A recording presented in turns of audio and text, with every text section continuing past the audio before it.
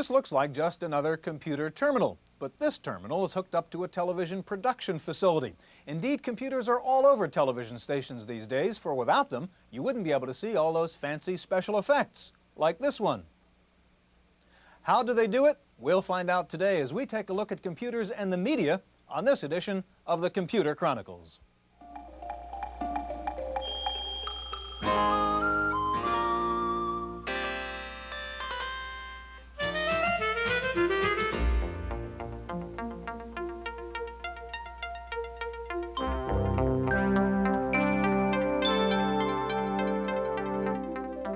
The Computer Chronicles is made possible in part by grants from AFIPS, the American Federation of Information Processing Societies, a non-profit federation of 11 national societies for computer professionals. AFIPS, Leadership and Service in Computer and Information Technology. Additional funding is provided by McGraw-Hill, publishers of Byte. Byte's detailed technical articles on new hardware, software, and languages cover the latest in microcomputer technology worldwide. Byte, the international standard.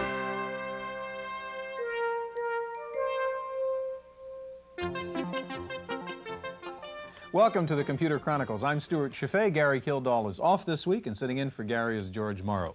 George, what we're doing here is checking some late news headlines and sports scores on the AP Wire via CompuServe. Now, in the past, if I wanted this kind of information, I'd have to run down to the corner store and get a newspaper or turn on my radio and TV and wait for them to give me that information. Now I can get it whenever I want it. There's been a lot of talk about the electronic delivery of the newspaper, but not much has really happened. Do you think anything will happen there? I don't think people are going to give up paper, Stuart. But certainly if you put these computer access services, hook it up with a laser printer, with the prices of these things, pretty soon not only will you have a high phone bill, but you'll keep your paper bill right up where it was. And I'd be able to, in fact, custom make the newspaper, probably right. Tell it what stories I like and what stories I don't like. That's right. Well, our subject today is computers and the media, and we're going to find out the effect of computers in radio, television, and the newspapers. First of all, we're going to take a look at the first television station in the country which completely computerized its news operation. At KRON-TV in San Francisco, computers have become an integral part of the newsroom's operation. Faced with the daily task of sorting through mountains of information, the news department seems a natural choice for computers. But KRON is one of the very few stations to automate almost every aspect of its news center. A reporter on arriving at work can obtain instantly his assignment, the stories being worked on that day, and any messages waiting for him. Replacing the familiar clickety-clack of a teletype, the system carries wire service bulletins throughout the day, signaled by discrete beeps at each terminal. The job of covering news events is not, however, entirely electronic. A good part of the day is spent on location, with a camera and a notepad on hand. But the suggestion of protecting legislation seemed to be successful. Reporters still ask questions and listen for revealing comments. But with as many as 40 reporters in the field at one time and fast-breaking stories arriving throughout the day, the computer streamlines the job. In the 3+ years they've had the computers here, people have forgotten what it was like to do it without computers. And every once in a while when there's a little glitch, and people think they might have to use typewriters again, there is a panic the likes of which you've never seen before.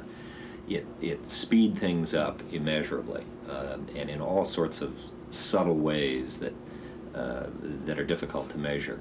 Instead of having to get up from your desk and walk over to a clipboard someplace where the wire service copy has been clipped up, you just sit here and bingo, you get it. Well, how much time does that save you? I mean, does that save you a minute? Does that save you 2 minutes? It doesn't seem like a big increment, but it adds up. Even more important, what it does is it encourages you to gain access to all of the information that's available to you. While at work on a story, a reporter can check the latest developments coming across the wire services, list subtitles, and specify the pictures that will accompany the text. This information is then immediately accessible to the producers, editors, and artists who determine the final shape of the videotape package. Another part of television that the computer has changed forever is the newsroom's closest partner, the art department. Instead of slides or rough sketches, computer graphics accompany the text of a news story. Artwork and photos are combined to create a fast, flexible electronic library with a polished look. But behind all of the computing power and convenience, the sophistication of a network that links offices from San Francisco to Washington is one overriding concern. It's the speed, and in this business, speed is very important. We score our victories here in minutes rather than in days, and if you're on the air 5 minutes, 3 minutes ahead of somebody else with the big story, then you won. And now, from the West's most honored newsroom, the news center for Northern California, this is Live at 5.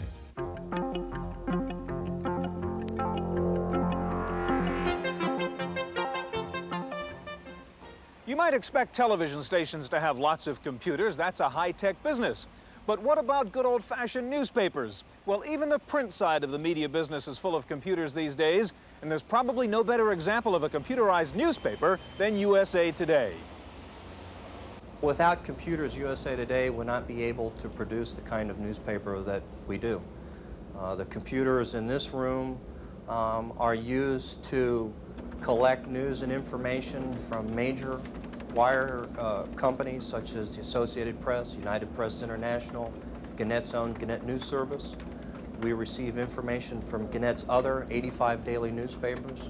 We can receive data and information from reporters traveling in the field using portable computers. All that information is fed into this one computer source.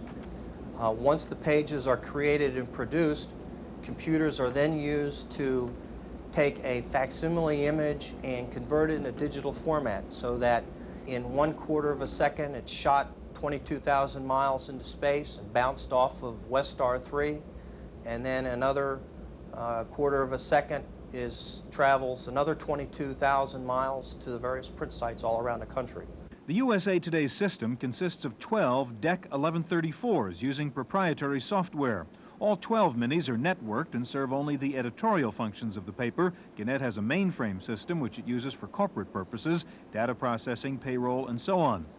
While USA Today is probably the most computerized newspaper in the country, it still does some basic things the old-fashioned way, like page composition and layout. But Ray Douglas says he hopes to enhance their computer system so that it can take over those tasks too. Well, the reason for the enhancements and going to things like what we call news layout, which some people may call pagination, is that that kind of product helps us produce a better paper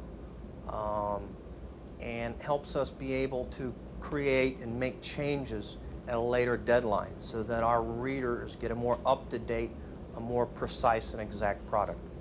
USA Today is famous for its use of color, and Ray Douglas is now experimenting with a computer system that lets photographers in the field transmit color photos back to the paper in the same way reporters now transmit text. We also see using computers to transmit color photographs directly into our computers here so that we can treat color photographs much the same way we treat news stories, where we can transmit a news story in a matter of minutes so that we can get a news story into the newspaper just before deadline. We expect in the short term to be able to treat photographs the same way, be able to transmit electronically photographs and get them included in the newspaper so that in the morning when that reader picks up that paper, he not only has the most up-to-date news information but has the most up-to-date color photographs as well. Perhaps the most important part of USA Today's computer operation is its ability to transmit pages via satellite to 30 printing sites around the country. Computer-controlled color laser scanners transmit the pages with a resolution of 1,400 lines per inch. The transmissions are then received a split second later by computer-controlled reconstructors, which check for errors, automatically ask for the retransmission of faulty scan lines, and then produce a negative for the making of the final plates to print the paper. George, you know, the interesting thing about USA Today, the paper is perhaps best known for its graphics like this and the weather chart that everybody knows in USA Today. But despite all the use of computers at that paper, right now these charts are still being done by artists sitting at a desk. Probably has to do with reliability. You know, the microprocessors have been around since the mid-'70s, but it's only now that people like the government and probably the communications people feel comfortable enough with the technology to really begin to rely on it. You don't want your television program going haywire right in the middle of a segment. Well, you can't miss your newspaper deadline, I guess, either if That's the right. computer decides not to work. That's right. Well, we've talked about newspapers and television so far. In fact, the first broadcast station in the country to completely computerize was a radio station, the all-news CBS radio station here in San Francisco. Wendy Woods went to KCBS and has a report on how they use their computers. KCBS News Time 9:36. Bob Hallman and Joan Ravier with KCBS Weather and Traffic in 1 minute. At KCBS Radio in San Francisco, everything you hear, reports from wire services, from reporters, the rewrites, the edited copy, and the very structure of each program is compiled and written on computer. Even the anchors read copy either printed out or directly from their terminals. KCBS was not only the first station in the country, but the first broadcast station to computerize. It's a virtually paperless newsroom and a model for the rest. This station has 12 terminals hooked up to a New Star mini computer. The system has 140 megabytes of storage, or enough for a good 2 years' worth of stories. The system has worked virtually bug-free since 1979. It's very reliable, which is very important. If it were not reliable, it probably wouldn't be accepted in newsrooms. But it's worked out well here, and now more and more stations, both television and radio, are using systems such as this. And overall, I think everyone is pleased with the computerized newsroom. I love it. It's clean, it's quiet, it's efficient. Other than the little glitches sometimes when the computer gobbles up something right before you need it, it's wonderful. The only problem I've had is eye strain. That's just one problem. The other is training. Reporters can't just walk in off the street here without computer experience. Still, computers have produced accurate, efficient, and a timely news operation. The CBS network, in fact, has a system just like it, only bigger. For the Computer Chronicles, I'm Wendy Woods.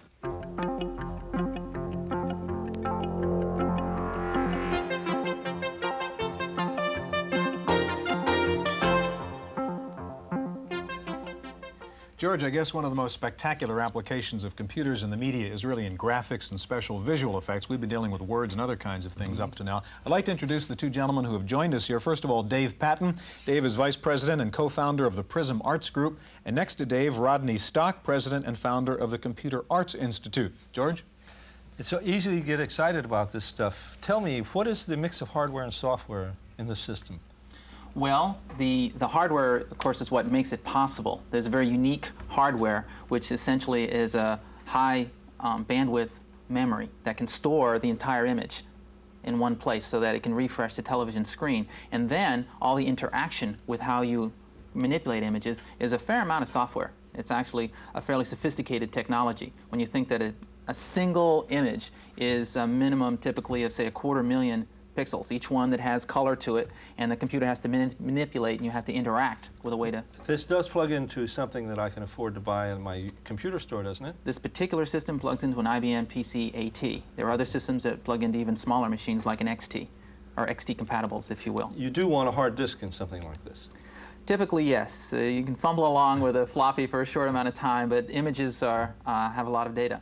Dave, let's get to your system now. You've got the Aurora system up here. Now, this is running on an AT, but it's a pretty expensive piece of software, by the way, isn't it? What Yes, would it cost? Generally, I think now the base price is about $32,500. Okay. Now, show us what this kind of system could do, if you will, and kind of give us a play-by-play as you do it. Well, currently now I have the Aurora image up here, which was animating. I'm going to call up one more picture out of the memory. So you're using a standard AT keyboard plus your paint pad. Yes. Now this was an image that was completely created on the Aurora system, and when it comes up here, I'll run the animation. It's got a simple cycle animation on it, which does that. That $32,000 was for the complete package, wasn't it? Not just the software. Yes, it is. Yes, it includes the hardware. It can go. It doesn't include the CPU or the monitors. No. I've got my computer. I spent another $32,000 and I have this. Well, you still have to buy the monitors. Oh, what do the monitors cost us?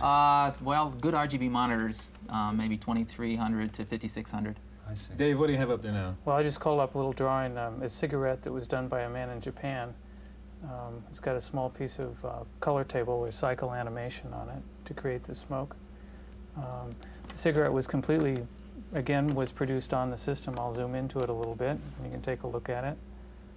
What is the possibility now of doing some cycle animation where we actually move the ash back and make it appear that the cigarette is burning? That can be done on a system. This particular piece of animation doesn't have it, but it would be Do you easy have enough to tools create. that allow that to happen fairly easily? Yes, yes.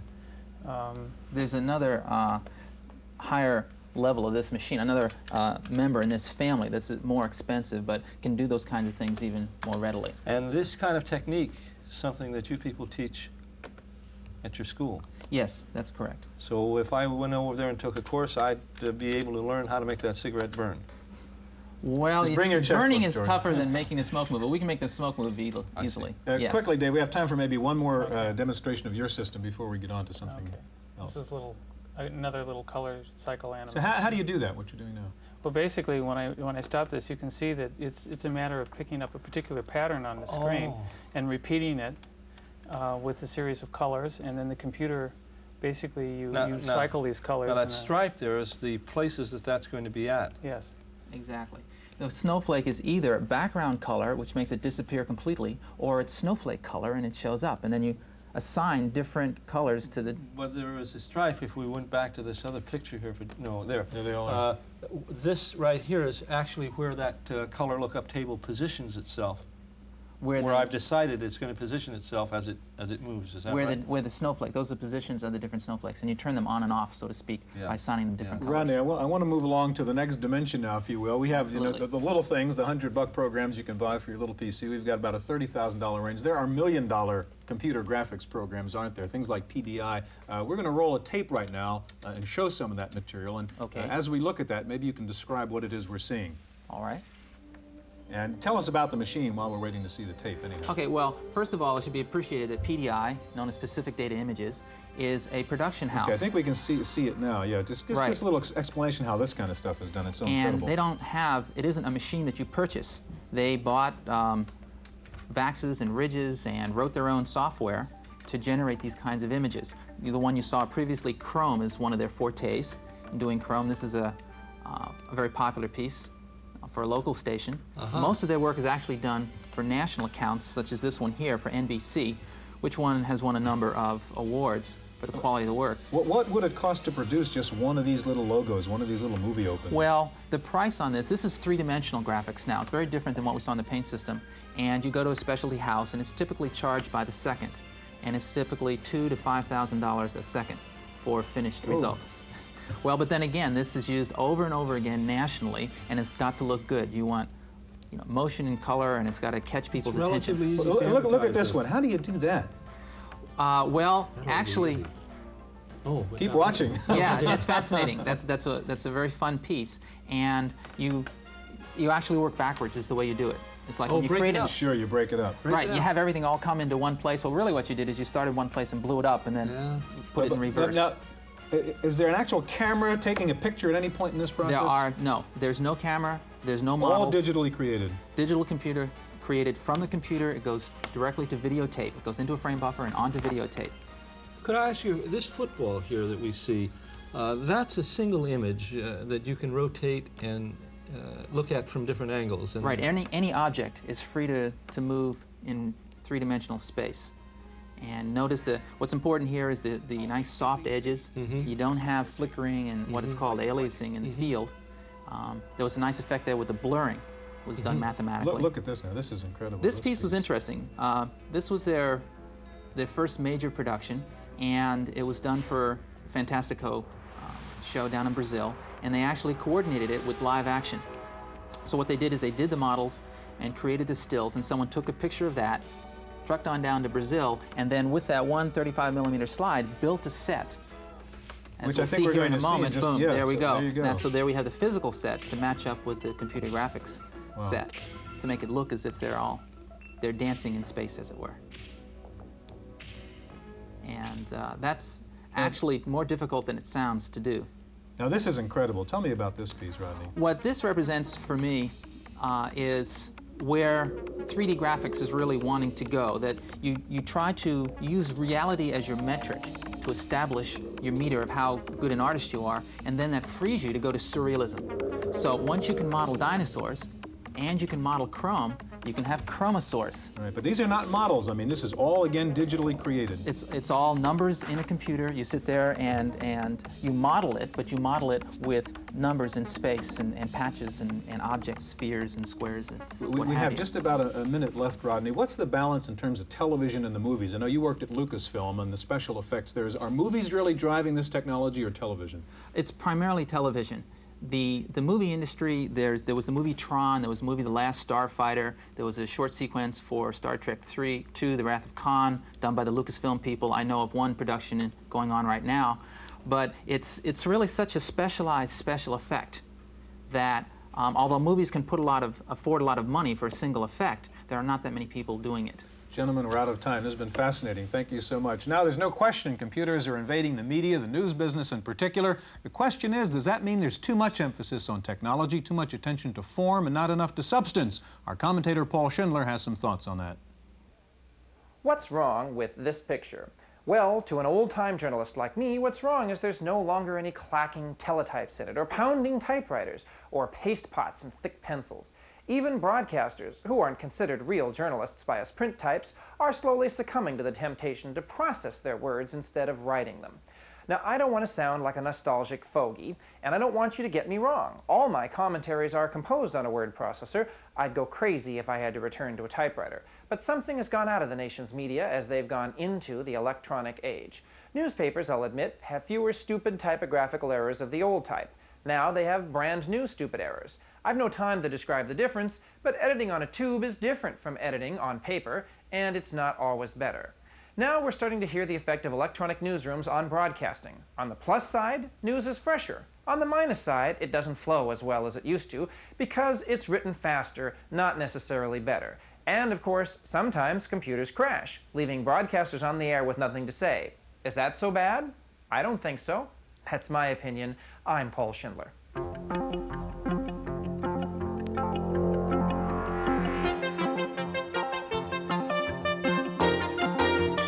In the random access file this week, the much talked about Christmas price cuts have started, with Apple leading the way. A black and white 2C has been reduced from $12.95 to $9.95, and the 128K 2E has been cut from $11.45 to $9.45. There were other price cuts on the Macintosh and the color version of the 2C. Meanwhile, IBM has rolled out its new AT featuring a 30-megabyte hard disk. The upgraded AT will sell for just $200 more than the 20-megabyte version. Analysts say prices on the older model ATs should now come down. Apple has successfully stopped Digital Research from marketing its new GEM software. In an out-of-court settlement, DRI agreed to modify the GEM desktop interface along with GEM Paint and GEM Draw. Apple had claimed that the GEM software violated Macintosh copyrights by copying various icons and pull-down menus. Well, it's just been weeks since Steve Jobs quit Apple, but already there is a fan on the market for the Macintosh. Jobs had reportedly refused to put a fan in the Mac. Now a company named Bectech is selling a Mac fan that it says reduces the Mac's inside temperature from 135 to 86 degrees. In our legislative update file, Senator Paul Travle of Virginia has agreed to amend his proposed bulletin board pornography bill to meet the objections of the ACLU and several BBS operators. In testimony before a Senate subcommittee, witnesses said there were hundreds of boards across the country that deal with child pornography. After being courted by IBM, Apple, and just about every other American and British computer company, the Russians have decided to buy MSX computers from Japan. Their first order, more than $1 million worth of micros to go into Soviet schools. Time for this week's software review, and here's Paul. Gosh, it's never done that before. You know, have you ever stopped to think that each of your $5 floppies has several $1,000s worth of your time and effort on it? And for those of you with hard disks, multiply that by the storage capacity you have. It's frightening to think what would happen if something goes wrong and your disk fails. And it's even more frightening to think that most of you have never thought about it. Well, lucky for you, someone else has been thinking about the unthinkable, and they've come up with Backup, a package also known as intelligent, high-speed backup and restore software. The problem, you see, is that a full backup takes so long that most people never do them, while partial backups create a substantial management problem. Backup takes care of all that for you automatically. Its simple, crystal clear menus guide you through every step you need to save today's work, this week's work, or this year's work. Now, I've been backing up a hard disk for years. Before I had backup, I made every mistake in the book. Since I got it, no matter how hard I try, I can't do anything wrong. Backup is $150 from InfoTools in Cupertino, California. For the Computer Chronicles, I'm Paul Schindler. If you're into high-tech toys for your car, forget a cellular phone. Listen to this one. For $1,500, you can buy a computerized navigator that will constantly display a map of your location on a CRT screen and will also display the map of a destination point. The eTac Auto Navigator does not depend on radio signals. It uses an electronic compass, motion sensors, and a computer map database. eTac says its navigator is accurate to within 50 feet. Well, it's goodbye piano rolls, hello computer disks. The nation's biggest piano roll maker says it is converting 10,000 of its piano rolls into floppy disks that can be played back through a Commodore 64 or an Apple IIc. Finally, a computer scientist playing around with a $10 million Cray XMP has discovered what is so far the world's largest prime number. It's 2 to the 216,091st power minus 1. The world's new largest prime number has over 65,000 digits. It replaces the last largest prime number discovered 2 years ago that had a mere 39,000 digits. That's it for this week's Chronicles. We'll see you next time. The Computer Chronicles is made possible in part by grants from AFIPS, the American Federation of Information Processing Societies, a nonprofit federation of 11 national societies for computer professionals. AFIPS, Leadership and Service in Computer and Information Technology. Additional funding is provided by McGraw-Hill, publishers of Byte. Byte's detailed technical articles on new hardware, software, and languages cover the latest in microcomputer technology worldwide. Byte, the international standard.